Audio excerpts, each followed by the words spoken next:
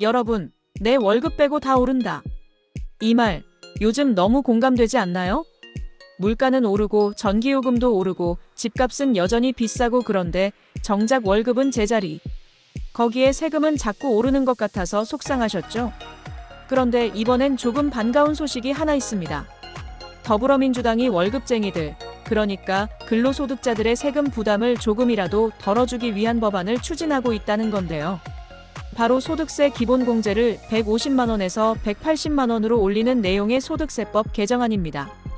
이게 왜 중요한지, 어떤 변화가 생기는지 지금부터 쉽게 설명드릴게요. 시청하시기 전 구독, 좋아요, 알림 설정 부탁드립니다. 안녕하세요. 돈 버는 복지TV입니다.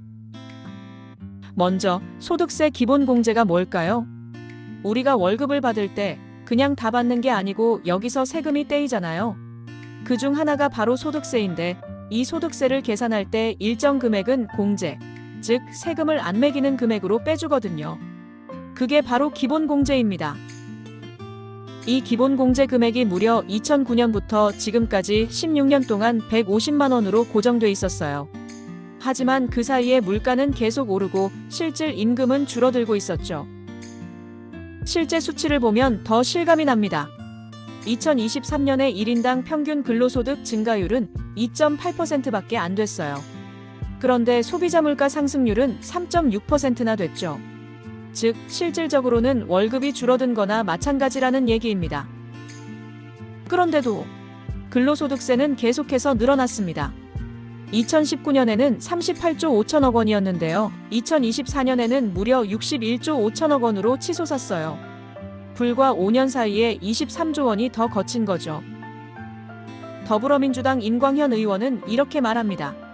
대기업과 초보자들에겐 감세를 해주면서 세수 펑크는 월급쟁이들한테서 메우는 것 아니냐는 겁니다. 실제로 전체 세금 대비 근로소득세의 비중도 올라갔어요. GDP 대비 근로소득세 조세 부담률은 2015년 1.6%였는데 2024년에는 2.4%까지 올라갔습니다. 반면 전체 조세 부담률은 줄었어요. 2022년 22.1%에서 2023년 19%로 떨어졌습니다. 이게 뭘 뜻하냐면 국가 전체로 보면 세금은 덜 걷었는데 그 부족분을 월급쟁이들이 채워 넣은 셈이라는 거죠. 그런데 여러분, 물가가 올랐으니까 월급도 그만큼 올랐겠지? 아니요. 현실은 그렇지 않습니다.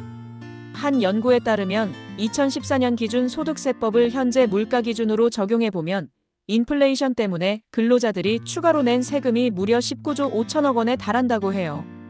다시 말해, 인플레이션 때문에 국민들이 정부에 세금을 더 낸 것처럼 된 강제 증세 효과가 20조 원에 달했다는 거죠.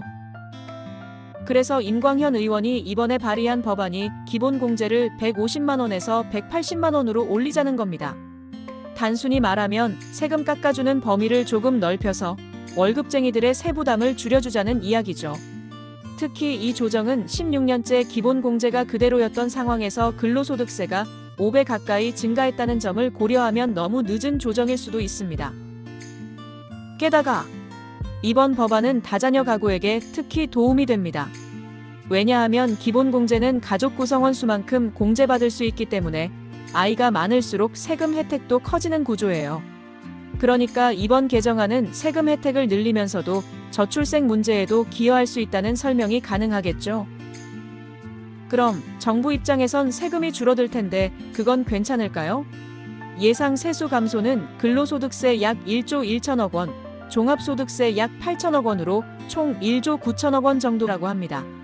그런데 아까도 말씀드렸지만 최근 4년간 근로소득세수 증가액이 61조 원이니까 이 정도는 충분히 감당 가능한 수준이라는 게 민주당의 입장이에요. 정리하자면 이렇습니다. 16년째 그대로였던 기본공제 150만 원을 180만 원으로 올려서 실질 임금이 줄어드는 상황에서 국민 세부담을 조금이라도 덜어주자. 그리고 근로소득세만 유독 급증한 구조를 조금은 상식적으로 되돌리자는 취지입니다. 이 법안이 통과된다면 여러분의 연말정산, 월급 실수령에게도 분명한 변화가 생길 수 있어요. 월급쟁이의 삶이 조금이라도 숨통이 트일 수 있도록 현실적이고 필요한 조정이 아닐까 싶습니다. 앞으로 국회 논의가 어떻게 될지 저도 계속 지켜보면서 여러분께 가장 빠르고 쉽게 전달해 드릴게요. 오늘의 이 영상도 여러분께 꼭 도움이 되었으면 좋겠습니다. 가족이나 주변 분께도 공유해 주세요.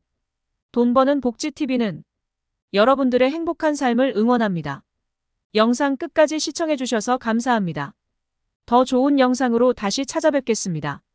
지금까지 돈 버는 복지TV였습니다.